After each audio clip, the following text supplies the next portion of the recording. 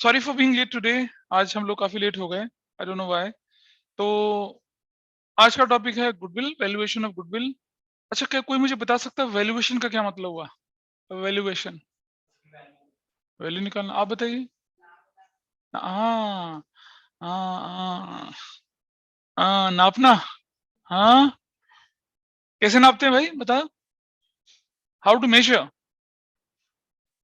Metre में, centimetre में, millimetre में, किलोलीटर में, केजी में? हाँ, रुपीज में। देखो बेटा, वैल्यूएशन का मतलब होता है कैलकुलेशन, कैलकुलेट करना बेसिकली। अकाउंटिंग टर्म्स, देखो अकाउंटिंग तो कैलकुलेशन का खेल है, सारा प्रेजेंटेशन का खेल है। हम लोग जब गुडविल की वैल्यूएशन बोल रहे हैं तो हम गुडविल की वैल्यू निकाल रहे हैं, कैलकुलेट कर रहे हैं मॉनेटरी टर्म्स में। कोई कहता है कि मेरा बिजनेस जो है वो 2 करोड़ का, लेकिन बेचूंगा 5 करोड़ का, क्यों भाई? कह रहा मेरा ब्रांड नेम भी तो है उसके साथ, है ना? My brand name is also associated with that.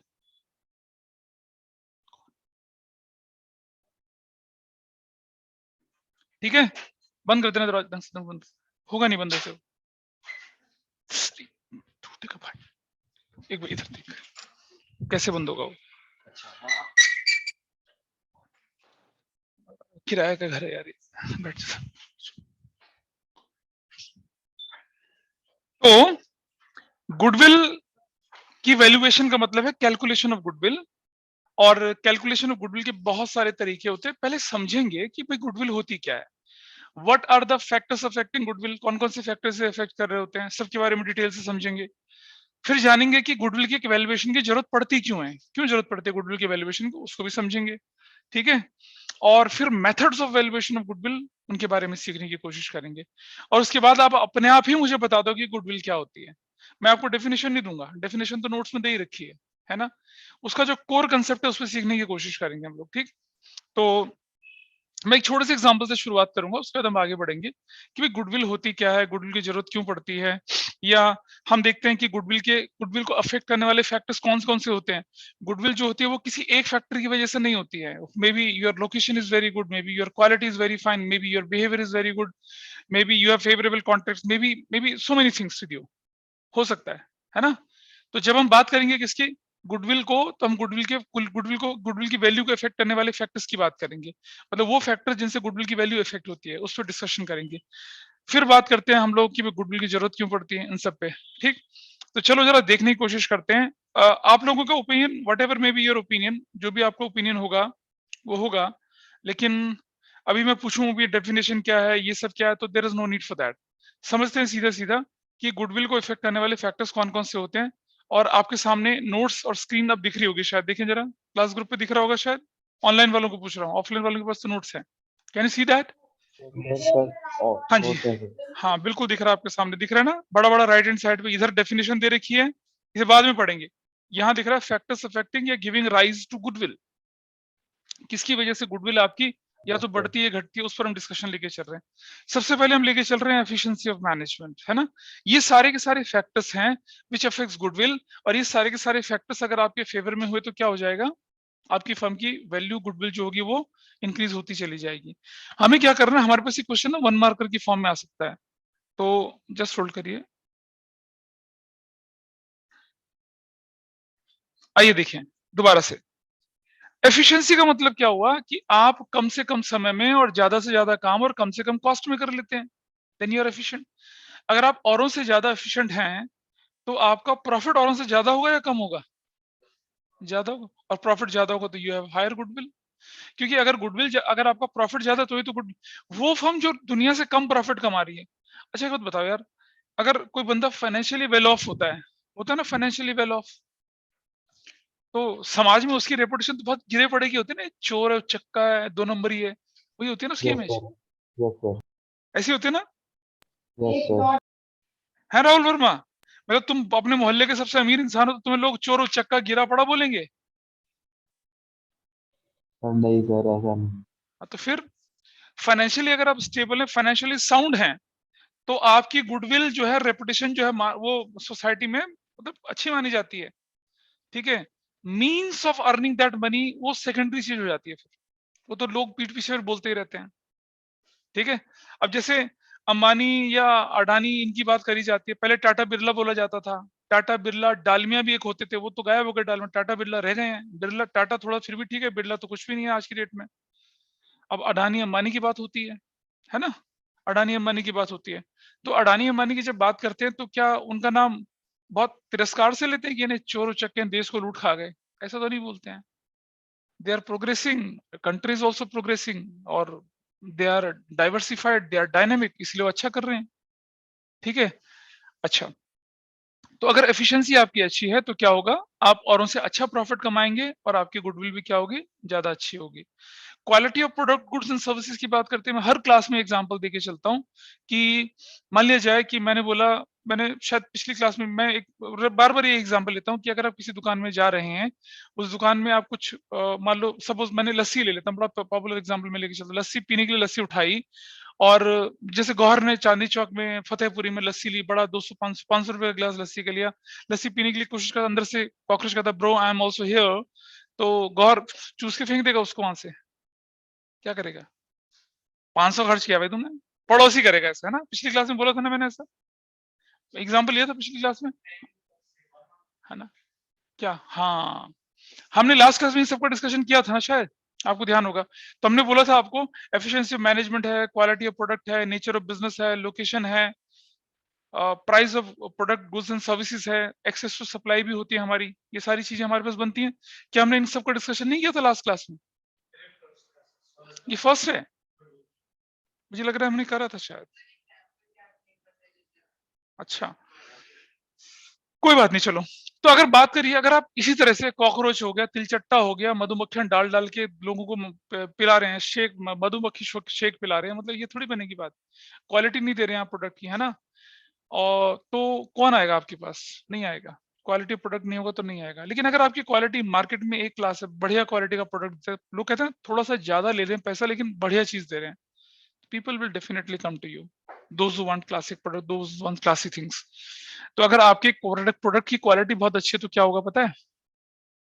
आपकी कस्टमर्स बढ़ेंगे, कस्टमर्स बढ़ेंगे तो सेल्स बढ़ेगी तो क्या होगा? आपका प्रॉफिट बढ़ेगा and then your revenue will also increase.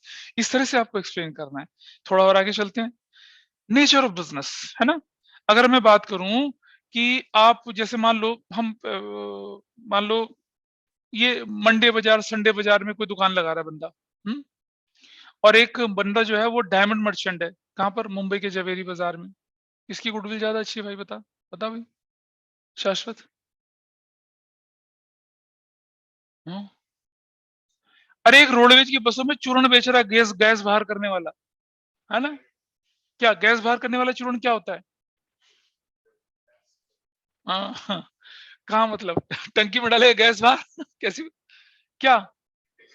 नहीं पता अबे पेट की गैस साफ करने वाला चूर्ण तो शाश्वत वो चूर्ण बेच रहा है, ठीक है?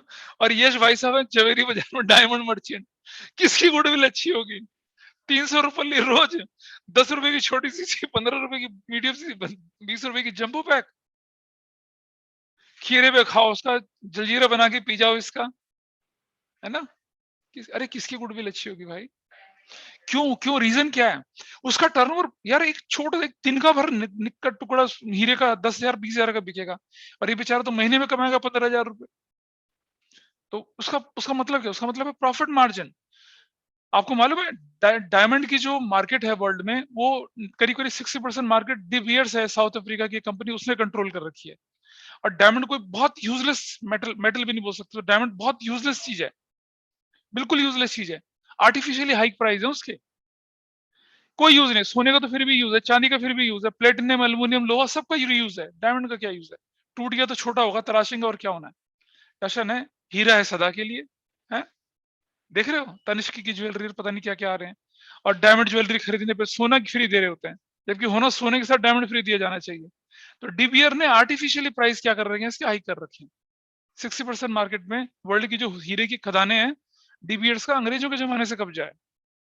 ब्रिटिश कंपनी थी, साउथ अफ्रीका की कंपनी है डीबीएर्स, ठीक है?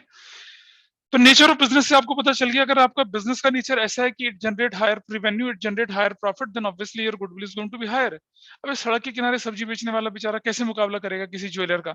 हमें राहुल, मेरा सोच जरा, एक ज्वेलर का मुकाबला कर सकता है सब्जी बेचने वाला? नहीं। बोल तो भाई। नहीं सर, नहीं। नहीं नहीं कर सकता, लड़का ज्वेलर है ना इसलिए बोल रहा है नहीं कर सकता। ठीक है जी। लोकेशन है, राहुल मेहरा ने अपनी ज्वेलरी शॉप खोली छलेरा के अंदर, है ना, छलेरा के अंदर। और किसी ने खोली, नहीं पता तुम्हें छलेरा कहाँ है? छोले भटूरे जहाँ मिलते हैं छलेरा, हाँ, नहीं सर पता, मेरे को कोई भी बात नहीं पता। नहीं, कोई बात नहीं, ठीक है। अरे एक सबर्ब है यहाँ नोएडा का, मतलब है, थोड़ा सा ग्रामीण इलाका है और बहुत कंडेंस्ड। पहले झोपड़ियां हुआ करती थी, अब सरकार ने मकान दे दिए हैं उस तरफ, उस तरफ। ओ, निठारी झोपड़ियां नहीं है, जाके देख जरा वहां पर सेक्टर 30, सेक्टर 31 आता है वो। क्या यार, क्या मतलब पैरामीटर है तुम्हारे, झोपड़ी मतलब निठारी। निठारी वाले हमला कर देंगे हमारे क्लास में आके, क्या सिखा रहे हो मास्टर ये, हमें झोपड़पट्टी वाला बोल रहे हो। पर चल ठीक है, तुमने एक शॉप खोली, तुमने एक रेस्टोरेंट खोला, फास्ट फूड, चाउमीन का रेस्टोरेंट, कहाँ खोला तुमने? निठारी में। और तुमने खोल लिया सेक्टर 18 में, तो ऑब्वियसली फर्क पड़ेगा कुछ? किसका फर्क पड़ता है? 18 वाले का। फुटफॉल कहाँ ज्यादा होती है? निठारी में। हाँ, लोग बहुत आते हैं और शाम की चाक दिखने से लग रहा है मेला लगा हुआ है। फुटफॉल निठारी में ज्यादा है क्योंकि यार कंडेंस पॉपुलेशन है ना, लेकिन खरीदने वाले कहाँ आते हैं ज्यादा? 18 में। एक बिल्कुल लोअर इनकम का व्यक्ति जो होगा वो रोज रोज अफोर्ड नहीं कर सकता छोले भटूरे, चाय, चपोड़ पकौड़ी शकौड़ी खाना, वो घर में बना लेगा, कर लेगा काम इस तरह से। ठीक है। सेक्टर 18 में there are posh restaurants also, वहां पर आप जाके और उन सब चीजों को देख सकते हैं। तो लोकेशन मायने रखती है।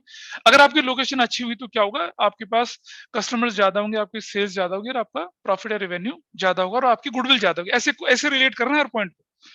Price of product and goods and services, आपके प्राइस बहुत ही रीजनेबल है। ठीक है।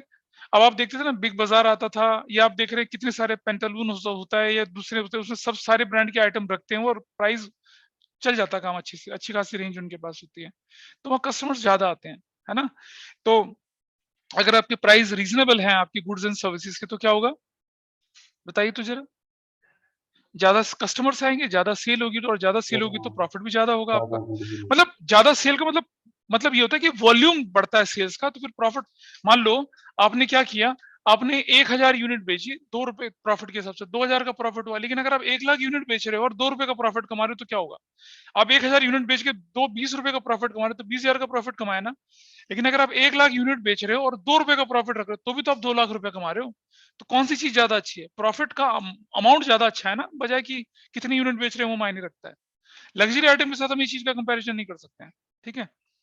अब अपने नोट्स इनको दिखा दो, नोट्स नोट्स नोट्स, तो वो कंपैरिजन जो है नहीं कर सकते हम लोग।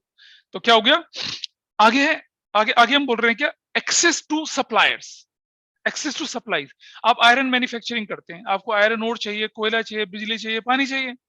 ठीक है जी। और आपने देखा आयरन ओर सब कुछ है आपके पास, है ना, सप्लाईज आपके पास पड़ा अनइंटरप्टेड चल रहा है, सब अच्छे से हो रहा है काम। ठीक है। अब मान लो आपने देखा कि यार आपका जो कॉम्पिटिटर है उसने कोयले की खान वाले को फंसा लिया अपने चक्कर में, उसने अपना आयरन और माइन वाले के साथ भी नजदीकियां बढ़ा दी। किसी भी समय आपकी जो सप्लाई है वो क्या हो सकती है, अनइंटरप्टेड हो सकती है। और आपका अगर मान लो कोयला आना बंद हो गया तो फिर गया, आपका तो काम ठप हो गया। आयरन ओर की सप्लाई बंद हो गई तो क्या होगा, आपका काम ठप हो जाएगा, होगा ना। अब अगर आपका 2 महीने 3 महीने काम नहीं हुआ तो क्या होगा, उससे मार्केट में आपका प्रोडक्ट नहीं पहुंचेगा। मान लो शाश्वत को घर बनाना है, तो वो इंतजार करेगा स्टील अथॉरिटी इंडिया के सरिये का या किसी और कंपनी के आयरन से अपना घर बनाएगा? बताओ, विल यू वेट कि नहीं मैं तो अपने पर्सनल ब्रांड का सरिया बनाऊंगा? भाई बाकी चीजों में मैं तो मान सकता हूं मैं, लेकिन सीमेंट के लिए मैं इंतजार करूंगा जब एसीसी का सीमेंट आएगा तभी बनवाऊंगा मैं। क्या ऐसे चलेगा क्या? नहीं ना। इकोनॉमिक्स में पढ़ते ना सब्स्टिट्यूट गुड्स, तो आप क्या करेंगे? अब नहीं पढ़ते? ओ, बिंगो। तो इसका मतलब क्या होगा फिर? क्या होगा, आप दूसरी कंपनी का स्टील लेंगे और मैन्युफैक्चरिंग कराएंगे, अपने घर का कंस्ट्रक्शन कराएंगे, you will not wait for that. तो अगर आपकी एक्सेस टू सप्लाईज है तो आपके पास अनइंटरप्टेड प्रोडक्शन है, अनइंटरप्टेड सेल्स है, अनइंटरप्टेड रेवेन्यू है। अच्छा पता, गुडविल उसकी अच्छी है जो एक दिन में करोड़ों कमा ले और अगले दिन खाली बैठ जाए। गुडविल किसकी अच्छी होती है? जो लाखों कमाए लेकिन कांस्टेंट कमाए, है ना। तो एक्सेस टू सप्लाई से यही होता है कि your constant sales are there, your constant revenue is also there. ठीक है। अच्छा कौन सा स्टार फिल्म स्टार सुपरस्टार कहलाता है, जिसकी एक फिल्म हिट होती है 500 करोड़ देती है, उसके 15 फिल्में पिट जाती हैं? या ऐसा बंदा जिसकी हर फिल्म 95-100 करोड़ कमा लेती है। अक्षय कुमार को देख लीजिए। अब अक्षय कुमार की कौन सी फिल्म है जो 300 करोड़ कमा रही है? नहीं हो रही। लेकिन हर फिल्म डिसेंट बिजनेस कर जाती है, 90-95 100 करोड़ तक कमा ही लेती है। तो वो भी स्टार और उतना ही पैसा लेता है जितने सल्लू भाई ले रहे होते हैं। अच्छा बिजनेस कमा रहे होते हैं। तो वहां गुडविल अच्छी होती है। ये नहीं कि एक दिन आप बूम कर रहे हो, दूसरे दिन आप डूम हो रहे हो, ऐसा नहीं होता। अच्छा, behaviour of the staff and owner, चलो और एग्जांपल लेके चलते हैं हम लोग, ठीक है? जैसे मान लो यश को लहंगा खरीदना है ना मेरा यश? लहंगा, है ना? नहीं खरीद सकता यश लहंगा? बता क्या बात। अबे उसकी गर्लफ्रेंड ने बोला मुझे किसी पार्टी में जाना, मुझे लहंगा खरीद के दो, I don't have a time, ठीक है? मेजरमेंट बता दिया और बोला जाओ तुम खरीद के लाओ। कि लाएगा नहीं वो? सड़क पे छोड़ देगा? लाएगा ना भाई। हाँ जाएगा लड़का। कहाँ जाएगा? चांदनी चौक जाएगा। चांदनी चौक में मिलते हैं ना बढ़िया लहंगे, है ना? मालूम है तुम्हें कनिष्क? ना तुमने तो बहुत खरीदे हैं। हाँ, लस्सी की बात तो ठीक थी भाई, लहंगे कब तक खरीदे तुमने? चल ठीक है, कोई बात नहीं। I was don't take it seriously. तो यश चला गया कहाँ? चांदनी चौक में। चांदनी चौक में एक दुकान के अंदर जाता है और जैसे ही दुकान का दरवाजा खोलता है और उससे पहले दरवाजा खटाक से बंद हो जाता है, यहाँ गुमड़ी उठ जाती है इसकी, ठीक है? फिर दरवाजा खोलता है, देखता अंदर बहुत गर्मी है, चिल्ला-चिल्ली का माहौल है, ना सामान सजा ना कुछ सजा हुआ, ठीक है? किसी से पूछता भाई लहंगा खरीदना है, कहते हैं अच्छा लहंगा खरीदना है तुझे? हैं भाई पर्सनैलिटी में झोल लग रहा है। अबे मुझे नहीं चाहिए, किसी और के लिए खरीदना है, तो वो कहाँ जिसे खरीदना है? वो तो नहीं है। मतलब फालतू की आर्गुमेंट है, ये खरीदना, वो खरीदना, खरीदना। कहता है यार गर्मी बहुत लग रही है, पानी-वानी पिलाओ। तो सेल्समैन आता है, पानी के लिए कहता है ले पी ले पानी। अच्छा लगेगा तुम्हें क्या? नहीं लगेगा। पर फिर भी साफ-साफ करके मन में तो आया कि तुम्हारा कि मैं अभी इलाज कर दूँ, लेकिन उसके सेल्समैन ज़्यादा तगड़े थे। वो हो जाता है ना गार्डन ऑफ गलेरिया की तरह ना हो जाए फिर। ले चुपचाप से वो खड़ा होके आ गया और फिर भी उसने बात डिसेंट तरीके से सॉर्ट आउट करने की कोशिश करी, लेकिन नहीं बनी बात। और जब ये वापस जाने लगा तब वो बोलने लगा, "जब खरीदना होना तो क्यों आ गया? मंगते कहीं के, पता नहीं कहाँ-कहाँ से आ जाते हैं।" अच्छा लगेगा ऐसा behaviour? Will you recommend anybody to go there? ना, बिल्कुल नहीं करोगे रिकमेंड। लेकिन यार दोस्त ऐसे ही होते हैं। फिर ये भाई साहब गए पड़ोस वाली दुकान जिसका नाम था रामचंद्र कृष्णचंद्र साड़ी स्टोर। बड़ी मशहूर दुकान है चांदनी चौक की, है ना? बहुत मशहूर। तो हाँ, तुम तो गए होंगे ना कई बार? हाँ, अरे मैं भी गया हूँ कई बार। रा शादी के बाद तो जाना ही पड़ता है बेटा। नहीं मैं बता रहा हूँ ऐसे, तैयारी कर ले, तैयारी कर ले। तुम हाँ, बिल्कुल, बिल्कुल। 18 में हो जाएगा, चिंता ना कर। इसकी मम्मी मना करती है कितनी बार। लोग बोलते हैं, "बहन जी, ਤੁਹਾਡਾ मुंडा शादी के लायक", क्या कहते हैं पंजाबी में? कैसे बोलते हैं? हाँ, वैसे ही। कहते ना जी ना, वो तो अभी 12th अच्छा है। अरे कोई बात नहीं, पढ़ाई-वढ़ाई तो होती रहेगी। तैयारी कर ले बेटा। हाँ। अरे छोड़ो, कौन बोल रहा है जेल बोल रहा है। ठीक है। अच्छा उसके बाद क्या हुआ कि ये चला गया रामचंद्र कृष्णचंद्र साड़ी स्टोर में। कड़क सलूट के साथ दरवाजा खुलता है। अंदर एसी, ठंडी हवा, क्या बात है। एक शानदार सी ज़िलज़िला कहते हैं, "sir how can I help you out?" Yash कहता है, "वाह! क्या दुकान है, क्या दुकान है, समझे? क्या दुकान है।" वो लड़की उसको मतलब सेल्स गर्ल्स उसको लहंगा पहना के दिखा के मतलब अपने आप पहना के दिखाती है, "सर ऐसा लगेगा, वैसा लगेगा।" कहता है, "यार क्या बात है यार, क्या मतलब अच्छा लग गया काफ़ी।" ठीक है? और उसके बाद ये वैरायटी, वो वैरायटी, थकती नहीं लड़की, क्या एनर्जेटिक थी। इसको खूब सारे लहंगे-वहंगे दिखाती है, अल्टीमेटली इसे पसंद आता है, खरीदता है। जब वो वापस जाते हैं, इसे 5000 का गिफ्ट वाउचर देते हैं जी, ठीक है? स्क्रैच एंड विन के कूपन देते हैं जी। ठीक है? तब तक क्या होता है, इसे नींबू पानी पिलाया जाता है, शरबत पिलाया जाता है, चाय, लस्सी, कॉफ़ी जो भी अवेलेबल था सब पिलाया जाता है। रेड बुल तक पिलाई जाती है भाई को, ठीक है? और ये लेके वापस आता है, घर आके बेबी कहती है, "वंडरफुल क्या लहंगा तुम लाए हो, आगे से मेरी सारी शॉपिंग तुम ही करोगे।" अब तो डोरी पक्की वाली बन गई, ठीक है? तो बता मुझे यश, अगर मतलब मनसिमर को अब लहंगा लेना होगा तो किस दुकान में भेजेगा? ये मनसिमर को नहीं, पीछे क्या नाम, हाँ, कनिष्क को जाना होगा तो किस दुकान में भेजेगा उसको बता? ना, ये पहली वाली दुकान में भेजेगा। ठीक है? क्योंकि पक्का दोस्त है और जाके पता है क्या बोलेगा? भाई जाते ही चाय माँगियो उससे। क्या होगा फिर? वो बताता है, भाई कनिष्क तो अंग्रेज बन के वापस आएगा। कैसे? बता कैसे? अबे जल जाएगा वो, खाल निकल कर आएगी बाहर से। नो, दोस्त लोग कर देते हैं ऐसा, बहुत करते हैं दोस्त लोग ऐसा। ठीक है? मुझे याद आ रहा है, मैं एक इंसिडेंट बता रहा हूँ। चांदनी चौक इज़ वेरी, यार मेरे लिए तो बड़ा सेक्रेड प्लेस है भाई। अबे कैसा आदमी है यार ये। चांदनी चौक में जगह दिल्ली का बाजार, मतलब मुगल टाइम से वो दिल्ली का दिल माना जाता है। बाजार मतलब सबसे बड़ी मार्केट है यार ट्रेडिंग गुड्स की। अबे यार तू होल्ड कर बस अब। चांदनी चौक हम लोग गए, चांदनी चौक की बात मैं बता रहा हूँ, अपनी जवानी के दिनों की, कॉलेज टाइम की बात बता रहा हूँ। हम तो घूमते फिरते आदमी थे। देखो हम लोग क्या करते थे कि बसेस जो होती थी ना, प्राइवेट बसेस, उनमें टिकट नहीं लेते, स्टाफ चलाते थे, स्टाफ। कॉलेज के स्टूडेंट होते थे, हमसे कोई पंगा वंगा नहीं लेता था। कभी सरकारी बसों में हम चढ़ते नहीं थे डीटीसी की, कि वहां तो पकड़ लेते थे टीटी। प्राइवेट बसों में हम स्टाफ चलाते थे, कभी टिकट नहीं लिया। जब नौकरी लगी तब हमने टिकट जरूर से लिया, लेकिन जब कॉलेज में पढ़ाई करी तब तक कभी टिकट नहीं लिया, मतलब पोस्ट ग्रेजुएशन तक टिकट नहीं लिया। चांदनी चौक अगर आप कभी चले जाते हैं, तो भूड़ से भी जो वेंडर होता है गली कूचों में खोजने वाले, घड़ी वाले, जूते लेके बांट रहे हैं, कभी हाथ में मत ले लेना कोई भी चीज। वो टेंडेंसी 20 साल पहले भी थी, अभी भी वही है। आई एम टेलिंग यू, 20-21 साल पहले की बात बता रहा हूँ, 22 साल पहले की बात। वो होता था वहां पर, 22 नहीं 25 साल पहले की बात शायद होगी। वही तरीका उनका होता था। मतलब जैसे बेचारे आते हैं ना गांव देहात से लोग घूमने फिरने के लिए आते हैं, घड़ी कितने की भाई साहब पकड़ा देते हैं हाथ में, अगर आप घड़ी पकड़ ली फिर तो गए, फिर आप फंस गए, फिर आपको लेनी पड़ेगी वो। तो ऐसे ही मैं आईसीडब्ल्यू कर रहा था, लोधी रोड से मेरी वो बस वहीं खत्म होती थी, मोरी गेट के आगे पास थोड़ा सा उतरा। मैंने कहा चलो चांदनी चौक चल लेते हैं, लस्सी वस्सी पीते हुए चलेंगे। और रास्ते में एक मिल गया, वो स्पोर्ट्स वॉच होती थी वैसे नकली टाइप की, first copy second copy type की। मैंने पूछा कितने की भाई, वो कहता जी 250 रुपए की। वो 25 साल में 250 रुपए। इतना ज्यादा प्राइस वो बताते थे कि भाई बंदा ना कितना बार्गेन करेगा। और कीमत 50 रुपए से ज्यादा नहीं होती थी उसकी। जेब में 50 रुपए ही था। अब मैंने गलती क्या करी, पकड़ ली उसे, पकड़ ली घड़ी, अब तो पकड़ लिया बस। अब मुझे नहीं पता था मेरे माथे चिपक गई। अब 250 रुपए थी, कितना दोगे? मैंने कहा भाई मैं नहीं, कहा 200 ले लो, 150 ले लो। नहीं, मैं लेनी नहीं, पकड़ अपनी घड़ी। कहते लेनी नहीं तो हाथ में क्यों पकड़ी? और टिल्लू बिल्लू कुल्लू सबको बुला लिया उसने, सब बुला लिए, अड़ोस पड़ोस वाले। कह रहा देखो ये घड़ी पैसे बार्गेन करने के बाद नहीं होता। अब मैं इतना ही लंबा चौड़ा था मैं, ऐसी क्या बात थी। लड़ गया, मैंने पकड़ लिया, उसने मेरे कॉलर पकड़ लिए, मैंने उसके पकड़ लिए। बस फिर पता नहीं कितने पड़े, पता ही नहीं चले। धूम धूम धूम जेब से पैसे वैसे सब निकाल लिए। चश्मा वश्मा फोड़ दिया उन्होंने मेरा। ठीक है, बहुत बेइज्जत होकर निकला भाई उस दिन वहां से। अगले दिन कॉलेज पहुंचा, दोस्तों को बताया, कहा चिंता ना कर यार, देखते हैं चल कल के। तो ढूंढ गया क्यों कौन से हो। चश्मा वश्मा ठीक करवाया, अगले दिन पहुंचे वहां पर। ठीक है, दिख गया मुझे टिल्लू बिल्लू वाला बंदा। ठीक है, कर तो फिर आ गया, कल की पूरी नहीं पड़ी। मैंने कहा तू घड़ी आज नहीं, 2 घड़ी लेनी है मुझे, निकाल कहा है तेरी घड़ी। कह रहा सच ले देख ले, कल से ज्यादा पड़ेगी फिर। मैं तो दिखा घड़ी कौन सी तेरे पास घड़ी। वो बेवकूफ को सोचा होगा वैसी। वो 2 घड़ी ली मैंने, और जैसे मैंने 2 घड़ी दोस्तों को इशारा कर रखा था यही है।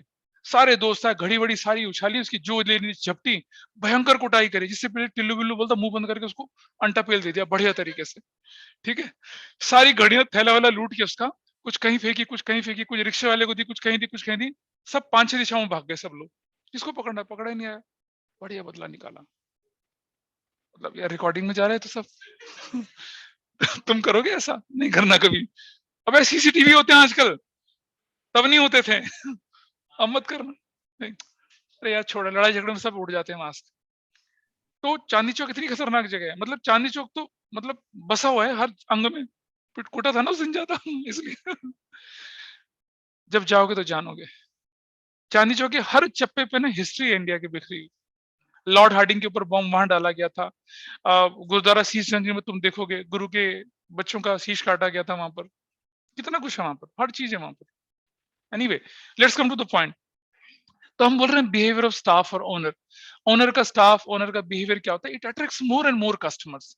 अब श्री रामचंद्र कृष्णचंद्र साड़ी स्टोर में जाएगा ना, यश भेजेगा, औरों को भी भेजेगा। वो पड़ोसी के पास थोड़ी भेजेगा। उसके पास तो खतरनाक वाली आड़ी को भेजेगा, चाय का इंस्ट्रक्शन देके भेजेगा, ऐसा करके। तो बिहेवियर ऑफ द ओनर और स्टाफ। हमें क्या करना था, आगे से हमने चांदनी चौक की घटना से सबक लिया। हमारा कोई बहुत खुराफाती दोस्त, उसको बोलते थे बेटा चांदनी चौक जाना, पटरी में जो बंदा पहला दिख जाए उससे घड़ी ले लेना, और जितने प्राइस बोले उसका 1/4 बोल देना, और फिर मना कर देना लेने से, तेरी बार्गेनिंग बहुत अच्छी होगी, ऐसा बोल। समझ लो, जब एक बार तूने प्राइस कोट कर दिया और उसके बाद लेने से मना करेगा तो फिर टिल्लू बिल्लू आएंगे। और पुलिस वाले भी साथ नहीं देते पता वहां तो, क्योंकि बंधा होता है सारा हिसाब किताब। आगे चलते हैं। अब सुनिए, आफ्टर सेल सर्विसेज है ना, after sale service. Suppose suppose मैं एक और बियर्ड सा एग्जांपल ले रहा हूँ, ऐसी मजाक मजाक में। मनसिमर है, मनसिमर ने एक मैट्रिमोनियल सर्विसेज खोली है ना। सुंदर सस्ती टिकाऊ बीवी के लिए संपर्क करें। है, और क्या नाम है सर आपका? हाँ, शौनक ने बोला कि bro I want a wife. ठीक है, और मनसिमर ने क्या करा, पोर्टफोलियो ऐसे बिखरा दिया, देख बेटा चुन ले, एक से बढ़कर एक बेहतरीन रिश्ते, एलीट रिश्ते, एनआरआई रिश्ते, ये रिश्ते, वो रिश्ते। शौनक ने कहा yes this one is good, I will call my parents, let's go for the wedding. शादी वादी हो गई, ठीक है जी। कुछ दिनों बाद शौनक की नाक में दम कर दिया लड़की ने। ये कहता ब्रो खराब है भाई, मुझे नहीं चाहिए। तो मनसिवर कहता चिंता ना कर बेटा, दूसरी ले जा, आफ्टर सेल सर्विस है, उसे वापस कर जा। क्यों मनसिवर, बढ़िया मैट्रिमोनियल सर्विसेज है ना। अब बता शौनक क्या करेगा? शौनक शाश्वत को भी बोलेगा, यश को भी बोलेगा, ताहिर को बोलेगा ब्रो जल्दी जा, बढ़िया से। पीछे वाला थोड़ी राघव खाली खाली बैठे रहेगा, कह तू भी जा फटाफट से, है ना। रिप्लेसमेंट की गारंटी देता बंदा, इतनी आफ्टर सेल सर्विस है। ठीक है, शौनक करेगा ऐसे, है ना, चले जाना। तो मतलब तुम ये मत करना, ये तो शादी मैंने फालतू फालतू का एग्जांपल ले लिया, पर सोचो यार एक बंदा जिससे आप सामान लेते हो, सामान में डेफिशिएंसी आती है, उसको ठीक करता है, ठीक नहीं होती तो रिप्लेस कर देता है, तो आपको नहीं लगेगा ठीक वो बंदा? नहीं।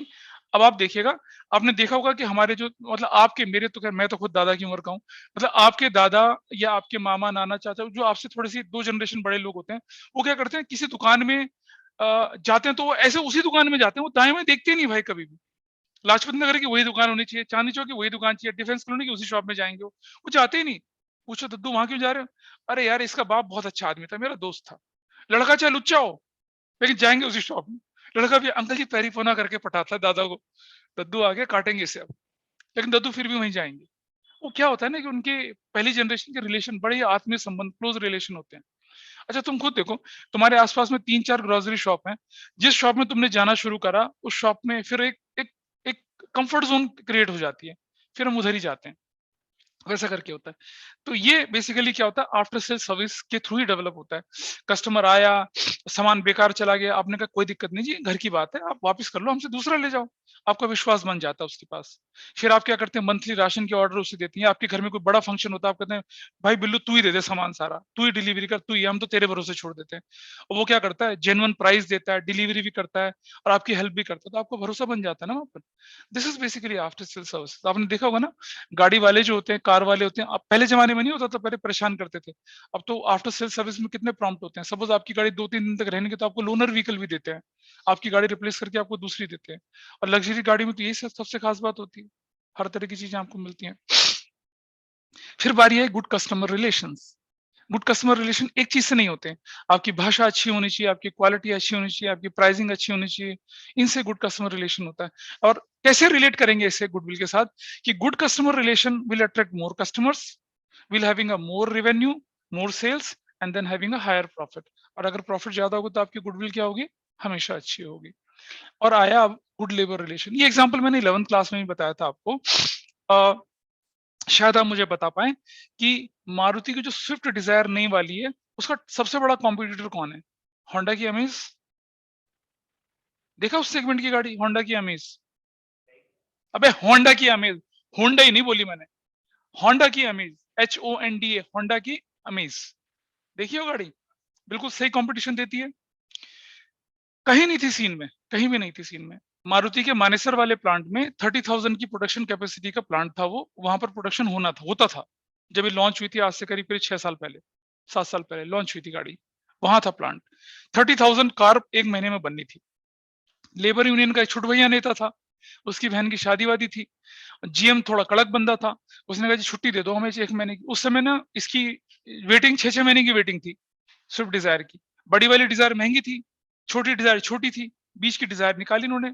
ठीक है, हैचबैक सेगमेंट की। हैचबैक किसे कहते हैं गाड़ी में, जानते हैं? जिस गाड़ी का पीछे कटा हुआ होता है उसे हैचबैक बोला जाता है। सच्ची में, अरे गाड़ी ऐसे साइज के पीछे से उसको हैचबैक बोलते हैं। होता है मतलब प्रोडक्शन में जो टैक्सेस लगते हैं ना मैन्युफैक्चरिंग के, अगर उसकी लंबाई 4000 मिलीमीटर से कम होगी तो टैक्स का रेट और स्लैब बदल जाता है टैक्स का। 4000 से ज्यादा होगी तो लग्जरी की गाड़ी में, सेडान की कैटेगरी में टैक्सेस लगते हैं, बहुत ज्यादा फर्क पड़ जाता है प्राइस में। मारुति ने मतलब दिमाग लगाया और क्या करा कि वो 3998 लंबाई की निकाल ली, तो उससे प्राइस में बहुत कमी आ गई, स्पेस अंदर उतना ही था, डिक्की का स्पेस कम कर दिया, तो पॉपुलर था और अच्छा खासा डिमांड थी। अब वो छुट्टी मांगने के लिए गया तो गर्मा गर्मी हो गई, मैनेजर ने कहा भाड़ में जा, तू नौकरी निकल, ये निकल। उसने हो हा करके बुलाना शुरू कर दिया और मैनेजर को बोला खोलो खोलो, मैनेजर नहीं खोला तो तोड़फोड़ मचानी शुरू कर दी। अब तोड़फोड़ में कुछ होता, कुछ लोगों को ना आग सेकने में बड़ा मजा, किसी ने आग लगा दी वहां पर। अब आग लगा दी तो मैनेजर डर गया। अब वो बेवकूफ क्या करे, अपने टेबल के नीचे जाके छुप गया। धुआं हुआ तो सांस घुट गई उसकी, कमरा जल गया, जल के मर गया वो बंदा। और उसके बाद तो क्या होना था, लाठी चार्ज, 2000 वर्कर सस्पेंड, नौकरी से निकाला गया, 250 लोग गिरफ्तार हुए, करीब करीब 6 महीने तक प्लांट बंद रहा। अब क्या करोगे तुम बताओ? ठीक है, अब शाश्वत को गाड़ी खरीदनी है स्विफ्ट डिजायर, और उसी गाड़ी में ही शादी की बात दुल्हन को लेके जाना है, तो क्या करेगा वो? 6 महीने शादी पोस्टपोन करेगा भाई? ये करेगा पोस्टपोन। तेरे भाग्य में भैया शादी नहीं है, फिर तू गाड़ी ले। कैसी बातें करता है यार, है? तो फेरे लेगा या गाड़ी के फेरे लेगा? तो क्या करते हैं लोग, सब्स्टिट्यूट फिर आ गया, लोगों ने क्या करना शुरू करा फिर, अमेज, और वो चल गई गाड़ी। ठीक है, ये गुड लेबर रिलेशन का एग्जांपल है। अगर लेबर रिलेशन अच्छे हैं तो क्या होने वाला है बताइए? Production is smooth, supply is smooth, sale is constant, profit is good. तो अगर ये नहीं है तो क्या गुड लेबर रिलेशन को कैसे रिलेट करेंगे गुडविल से? Good labour relation means uninterrupted production, supply and sale, and क्या, कांस्टेंट प्रॉफिट्स। तो your organisation is having a very good goodwill. तो वो एक अध्याय जो है वो मारुति की हिस्ट्री में एक काले अक्षरों में लिखा जाता है, जब उनका जनरल मैनेजर को वर्कर्स ने जला के मारा। Otherwise Maruti is a very peaceful organisation, वहां हड़ताल हड़ताल नहीं होती थी। जगदीश खट्टर थे उसके जीएम, आईएएस ऑफिसर थे हरियाणा कैडर के। जब से उन्होंने आईएएस सिविल सर्विस से रिजाइन करके उसका उसका मैनेजिंग डायरेक्टर की पोस्ट संभाली, मारुति ने असीम मतलब एक्सट्रीम हाइट्स तक उन्होंने उस बिजनेस को लेके गए थे। उससे पहले होता था लेबर की प्रॉब्लम, उन्होंने सॉर्ट आउट किया सब चीजों को। और उसके बाद मारुति अभी भी कार सेगमेंट का लीड कर रहा है। अब तो खैर टाटा उसे पीछे छोड़ने वाला है, लेकिन लीड कर रहा है। तो अब मुझे बताइए कि अगर हमें गुडविल को डिफाइन करना पड़ा तो क्या हम किसी एक फैक्टर के बेस पे गुडविल को डिफाइन कर पाएंगे? नहीं। Goodwill is basically combination of so many factors. If those factors are in favor of your organization, then your organization will earn much higher profit as compared to anybody in the market. उसे goodwill बोला जाता है। तो goodwill की definition देख लीजिए। Goodwill is the value of the reputation of the firm in respect of profit expected. देखो सारी जो सुई घूमती है किसके आसपास घूमती है? प्रॉफिट के आसपास घूमती है ना। तो these are the definition which is there on your screen. In respect to profit expected in future over and above the normal profit, it is regarded as intangible assets. ये definition NCERT की है एक। और it is a monetary value of an advantage, good name, reputation, wide business connections, which if are in your favor, तो आप औरों से क्या करेंगे, अच्छा प्रॉफिट कमाएंगे, अदरवाइज नहीं कमा पाएंगे। ठीक है। अच्छा, आपके स्कूल में गुडविल शुरू हुआ है किसी के स्कूल में? खत्म हो गया। ये ना बार बार ईयर्स परचेज ऐसा शब्द आता होगा आपने। Can anybody tell me what is years purchase? Online में कोई बताएगा मुझे क्या होती है ईयर्स परचेज? हाँ हाँ, सर नहीं पता। हाँ क्या चीज? सर ईयर परचेज होता है। नहीं नहीं नहीं नहीं नहीं नहीं, सर ईयर ऐसा बताया परचेज क्या? होता है। हाँ मल्टीप्लायर तो होता है। हाँ कोई बोल रहा है पीछे, बताइए ऑनलाइन में। सर ईयर परचेज होता है जैसे साल का गुडविल हमें मिल रहा होता है, जैसे साल का बिजनेस खरीदा होता है, हम्म। कांस्टेंट जो हमारा प्रॉफिट आता है। नहीं नहीं नहीं नहीं, ऐसा नहीं, ऐसा नहीं। चलो मैं एक और छोटी चीज से समझाने की कोशिश करता हूँ आपको, है ना। देखिए, मान लिया जाए कि मान्या ने तुम्हें है पेड़ पौधे अच्छे लगते हैं या नफरत करती हो उनसे? ठीक है, मतलब बढ़िया सा, है ना। ऐसा पौधा जो दिखने में भी सुंदर हो और 4 साल में जूम से बिल्कुल बांस के पेड़ की तरह बड़ा हो, शानदार फल लगे, कैसा लगेगा? 500 रुपए में मिल रहा है। तो मान्या ने क्या करा कि एक सैपलिंग खरीदा, HYV, जानते ना HYV, 10th में पढ़ा होगा। हाई यील्ड वेराइटी थी आम की, शानदार खुशबू वाला आम, है ना, जो कि 4 साल में 5 साल में बिल्कुल जबरदस्त फल देने लग जाएगा और ज्यादा बड़ा भी नहीं होगा। तो इसने क्या करा, गौहर को पूछा, कनिष्क को पूछा, मनसिमर को पूछा, राघव को पूछा कि भाई कंट्रीब्यूट कर लो, पौधा लगाएंगे हम उसको। तो कनिष्क पूछता है कितने दिन लगेंगे बड़ा होने में? अगर 5 साल का, तू ही लगा, मुझे नहीं आना। एवरीबडी सेड दैट, नहीं लगाना मुझे। चलो मान्य का तो मन था, उसने पौधा खरीदा, अपने घर के आंगन में लगा दिया पौधा, और उसकी सेवा करने लग गई, पौधे की खाद वाद और टाइमली करना शुरू कर दिया। पौधे में क्या, पत्तियां आ गई, ठीक है, बढ़िया से होगी, पत्तियां आ गई। अब कनिष्क तो खुरापाती आदमी, बकरी छोड़ दी अपनी, पड़ोसी की खुशी देखी नहीं गई, बकरी पत्तियां खा गई, एक पत्ती रह गई। बड़ा दुख हुआ मान्या को। मान्या ने फिर क्या करा, पौधा उखाड़ दिया? नहीं, इसने क्या करा, लोहे का जाल लगाया उसके आगे, ट्री गार्ड, है ना। बोल अब भेज अपनी बकरी, ठीक है। लठ लेके खड़ी रही, जब जब बकरी आए 2 डंडे मारे बकरी के, 4 डंडे मारे कनिष्क के, ठीक है। और मतलब बहुत मेहनत करी उसने कुल मिलाकर, और खूब ध्यान से रखे उसका। और इतनी मेहनत करती थी ये कि बारिश में भी ना छाता देके पानी देती थी उसपे, ठीक है। तो अब इतनी मेहनत करेगी तो वो पौधा बड़ा होगा, बड़ा बड़ा होगा, सुम से बड़ा, और आम आम लग गए। अब याद है ना मिकी, और वो मिकी माउस में एक होता है, मिकी माउस में एक होता है प्लूटो, प्लूटो, है ना, प्लूटो ना उनके डॉगी का नाम, हाँ प्लूटो, ठीक है। शाश्वत भाई साहब ना तेज नाक वाले, प्लूटो देखा होगा ना, जहाँ हड्डी आती थी उड़ते हुए चले जाते थे। अब जब आम का पौधा बड़ा हुआ तो उसमें बहुत शानदार खुशबू, बहुत ज्यादा जबरदस्त फ्रेग्रेंस, और इन शाश्वत जी को भी बोला था कि तुम भी कंट्रीब्यूट कर लेगा था ना, ठीक है। खुशबू सूंघते उड़ते पहुंच गए। अब ये वही पेड़ है 500 रुपये वाला। मान्य कहते हाँ वही है, ले ले 100 रुपए, बना ले पार्टनर।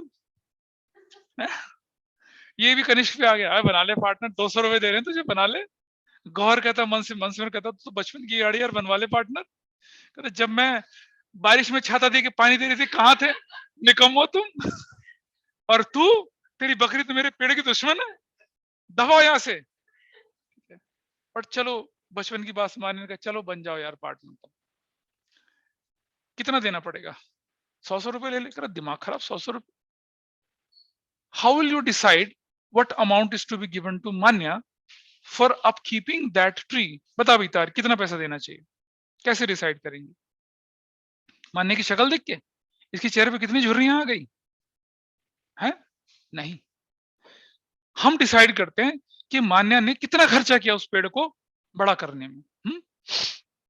इसने कहा कि भाई मैंने ऑन एन एवरेज हर साल 5-5 हजार रुपए खर्च करा है, और जिस दिन दुष्ट तेरी बकरी पत्ते खा गई थी उस दिन 3,000 का मैंने जंगला भी लगवाया था, ट्री गार्ड, वो भी खर्च किया मैंने, ठीक है। और पानी दे रही हूँ, पानी का बिल है, ठीक है। उसके बाद प्रोटीन शेक पीती थी, थक जाती थी, इतना कुछ करती थी मैं, मतलब ऑन एन एवरेज 5-5 हजार रुपया मैं खर्च करती थी इस हर साल।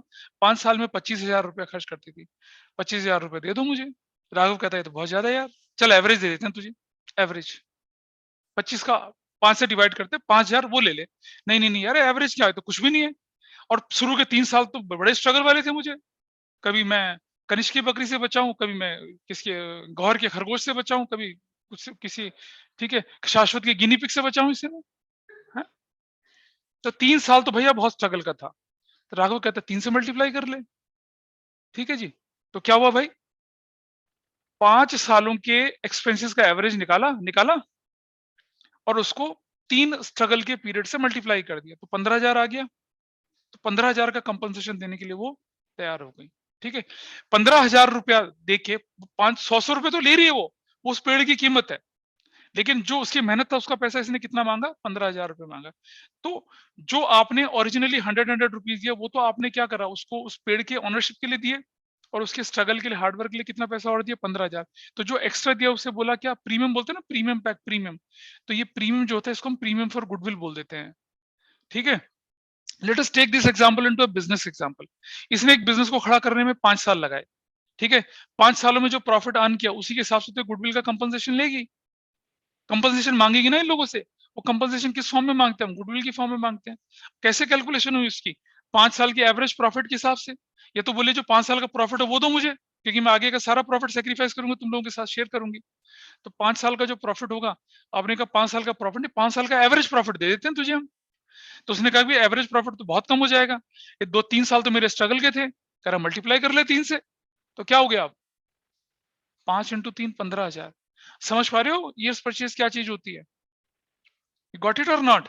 ऑनलाइन वालों बताओ जरा मुझे, ईयर्स पर मैं पहले समझ लो, पहले कंसेप्ट समझो कि ईयर्स यस सर। परचेज का मतलब क्या हुआ। मतलब conceptually you are able to, उसके बाद हम वर्ड्स में भी पढ़ेंगे उसको। इज इट क्लियर और नॉट? बाकी लोग बताइए, इशिता समझ में आई बात, नहीं आई? Years purchase. Yes sir. अब आइए देखें कि अगर हम लोग वर्ड्स में पढ़ती ईयर्स परचेज क्या होता है और कैसे इसे डिफाइन करा जाता है, वो देखिए आपकी स्क्रीन पर। प्रैक्टिकली तो समझ पाएंगे ना, it is a multiplier factor. ठीक है, अलग अलग टीचर अलग अलग परिभाषाएं देते हैं उसकी। कुछ बोलते हैं कि अगर 5 साल का एवरेज प्रॉफिट था तो ईयर्स परचेज भी 2.5। कुछ नहीं ऐसा होता, नथिंग भाई, नहीं। ये तो it is mutually agreed between the partners कि भाई 3 साल मेरे स्ट्रगल के थे, मल्टीप्लाई कर दो 3 से, एवरेज में तो बहुत कम पड़ रहा है मुझे। ठीक है, तो देखिए कोई स्क्रीन पे पढ़ के सुना है मुझे व्हाट इज मेंशन हियर? कोई भी पढ़ के सुना है मुझे जरा, what is written? Ishita, you just read it out, years purchase. Okay. It is the struggle period slash transition phase for business during which a newly established business organization get converted into a well-established business firm and earns reputation in the market or industry. In other words, it means the period within which a business estimates that it will earn at least an average maintainable profit. ठीक है, तो ये सिर्फ और सिर्फ multiplier factor है, और ये डिसाइड करते हैं पार्टनर्स आपस में डिसाइड करके कि भाई क्या रखना है हमने ईएस परचेज। वो सामने जिसका बिजनेस तुम एक्वायर कर रहे हो वो कहते हैं हमारे तो 3 साल बहुत स्ट्रगल के थे, हमने कहा चलो 3 से मल्टीप्लाई कर दो। कुछ कहते हैं 3 नहीं भैया 2.5 से मल्टीप्लाई, कुछ कहते हैं 2 से मल्टीप्लाई, कुछ कहते हैं ना ना कोई स्ट्रगल नहीं था तेरा, हम तो नहीं कर रहे multiply, there is no years purchase. अब अगर क्वेश्चन में ईयर्स परचेज नहीं है तो मैं जबरदस्ती थोड़ा डालूंगा। 3 पार्टनर वो, 1 पार्टनर ये, मतलब 3 पार्टनर पुराने थे, 1 पार्टनर नया था। हम कहते हैं जी ईएस परचेज है, कहते हैं जी हमारा तो ऐसा कुछ था नहीं, एवरेज ही दे दो हमें। और कई बार पार्टनर्स कहते हैं कि aggregate profit of last 4 years, बजाय कि एवरेज क्या बोल दिया, goodwill is calculated on the basis of aggregate of last 4 years profit. तो 4 साल का प्रॉफिट जोड़ दो, वही गुडविल है। समझ में आई? तो भाई गुडविल की वैल्यूएशन जो है ये कोई मैथमेटिकल, ये कोई मतलब कोई ये साइंटिफिक तरीका नहीं है, it is a social method basically. कौन डिसाइड करता है? पार्टनर्स आपस में डिसाइड करते हैं। तो 2 साल की ईयर्स परचेज रख लो, 3 की रख लो, 2.5 रख लो, 1.5 रख लो, इट इज योर चॉइस। ना रखो ईयर्स परचेज। ठीक है, क्लियर है? ईयर्स परचेज का कंसेप्ट समझ में आया आपको? अच्छा अब गुडविल के वैल्यूएशन की जरूरत क्यों पड़ती है, आइए समझते हैं। भाई मान लो अगर प्रॉफिट शेयरिंग रेशियो पार्टनर्स की बदल गई तो एक बंदा गेन करेगा, एक सेक्रीफाइस करेगा। अब जो गेन कर रहा है उसे कंपनसेट करना पड़ेगा ना सेक्रीफाइसिंग को। बेस ऑफ कंपनसेशन क्या होगा? गुडविल। ठीक है, एडमिशन हो रहा है नया पार्टनर का, और नया पार्टनर के एडमिशन से नया पार्टनर गेन करता है और पुराने पार्टनर क्या करते हैं? Sacrifice. Who will compensate to whom? नया partner, gaining partner will compensate to sacrificing partners. Admission chapter आ जाता है। कोई पार्टनर रिटायर होके जा रहा है तो उसका शेयर ऑफ गुडविल क्या होगा? दूसरे पार्टनर एंजॉय करेंगे अब उसके शेयर ऑफ प्रॉफिट को। तो जो जाने वाला है वो तो सेक्रीफाइस कर रहा है, और पुराने पार्टनर क्या कर रहे हैं? गेन कर रहे हैं। तो who will compensate to whom? Remaining partner. Gaining partner will compensate to retiring partner. किसी पार्टनर की डेथ हो गई, उसका शेयर कौन एंजॉय करेगा फ्यूचर में? उसका बेटा तो करेगा नहीं, आपको मालूम है पार्टनरशिप में बच्चा तो आ ही नहीं सकता, कौन करेगा enjoy? Remaining partners. They will compensate to whom? Deceased partner. ऐसा करेंगे ना। अच्छा मान लो, समझो बेटा, देखो आपका बिजनेस है, आपका बिजनेस है, मैं एक और एग्जांपल आपके सामने ले रहा हूं। आपका बिजनेस है जैसे, ठीक है, आपका जो बिजनेस है वो सपोज,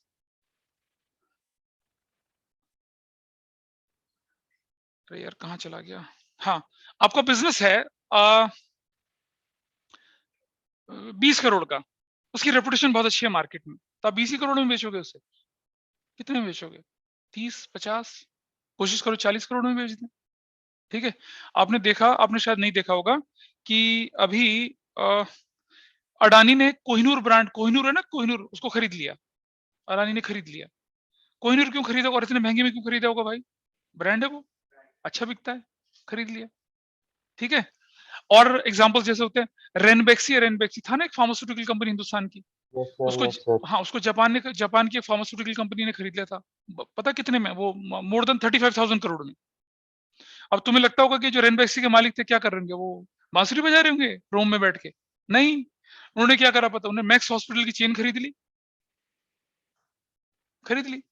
बायजूस ने आकाश खरीद लिया 16,000 करोड़ में। ठीक है, क्यों खरीदा होगा? बिजनेस में उससे ज्यादा का रेवेन्यू की रीच बढ़ा दी उन्होंने। अब देखा तुमने बायजूस वाले ने कोचिंग सेंटर खोल दिए जगह जगह पे। अबे चले मत जाना मुझे छोड़ के ठीक है, सर नहीं लेंगे। अच्छा अच्छा कोई बात नहीं, तुम्हारी मर्जी यार, मैं थोड़ा रोक थोड़ी सकता हूँ, कहानियां नहीं मिलेंगी मेरी तरह सुनाने को भी। सर एक बात बताओ सर, सर एक बात बता भाई। बताओ सर, वो हैं? प्रथम अभी ज्वाइन कर लिया सर? प्रथम क्या? जोर से बोलो, जोर से अभी राहुल ज्वाइन, मेरा। जो प्रथम है, प्रथम हाँ फिर उसको अभी ज्वाइन करना चाहिए या बाद अरे में यार ये करना तो है? बेटा शीघ्र से शुभम होता है। आपको सीयूईटी की तैयारी करनी है तो आप कोचिंग जो ज्वाइन कर रही है उसके बारे में अलग से क्लास में बात करूंगा आप लोगों के साथ, ठीक है। आई गाइड यू कि कैसे करना चाहिए, क्या करना चाहिए, क्योंकि ओके कब है सर। राइट टाइम, कब करने ओके है। कुछ लोग क्या करते हैं बहुत देर कर देते हैं, तो उसके बारे में बाद में बात करेंगे, ठीक। तो चलिए यहाँ पर अब हम लेके चल रहे थे इसको, मैं बोल रहा था आपको। अच्छा आपने क्या करा, बिजनेस को रन, अपने बिजनेस को बेच दिया। 3 पार्टनर थे, उन्होंने अपने बिजनेस को 4 पार्टनर्स को बेच दिया। अब क्या होगा बताइए। 3 पार्टनर्स कंपनसेशन लेंगे ना, पार्टनरशिप डिसॉल्व हुई है ना, बिजनेस थोड़ी डिसॉल्व हुआ है। तो part dissolution of partnership in case of selling of a running business, वहां भी आपको बेस ऑफ कंपनसेशन के लिए क्या चाहिए होता है, गुडविल चाहिए होता है। और जब 2 या 2 से ज्यादा पार्टनरशिप हम जुड़ती हैं तो क्या होता है, कुछ पार्टनर गेन करते हैं, कुछ सेक्रीफाइस करते हैं। तो वहां भी किसकी जरूरत पड़ती है, वैल्यूएशन ऑफ गुडविल की जरूरत पड़ती है, ठीक है। तो एक बार बोर्ड के पेपर में क्वेश्चन आया कि list various situation where valuation of goodwill is required other than change in PSR among partners, admission of a partner, retirement, death of a partner. क्या बचे, एडमिशन तो मना कर दिया मैंने अभी। अमलगमेशन ऑफ 2 और मोर पार्टनरशिप फॉर्म, और दूसरा क्या, dissolution of partnership as a sale of a running business. Amalgamation का मतलब मर्जर ही होता है। अमलगमेट, आत्मसात कर लेना, तुम और तुम्हारी होने वाली, हाँ वो है ना, कहते हैं ना 2 शरीर एक जान बन गए, 7 जन्म का बंधन बन गया, वो सब समझ रहा हूँ बेटा, कोई दिक्कत नहीं है, ठीक है। तो अब आप देखेंगे जरा कि हमारे पास जो भी डॉक्यूमेंट था उसमें से हमने क्या क्या देखा, थ्योरेटिकल चीजों को डिस्कस करा, और कुछ अपनी यादें शेयर करी, कुछ फनी एग्जांपल्स दिए, मतलब बेकार थे यार, लेकिन फाइन, चलो कोई बात नहीं, इससे इंटरेस्ट बना रहता है ना, बोर नहीं होता बंदा।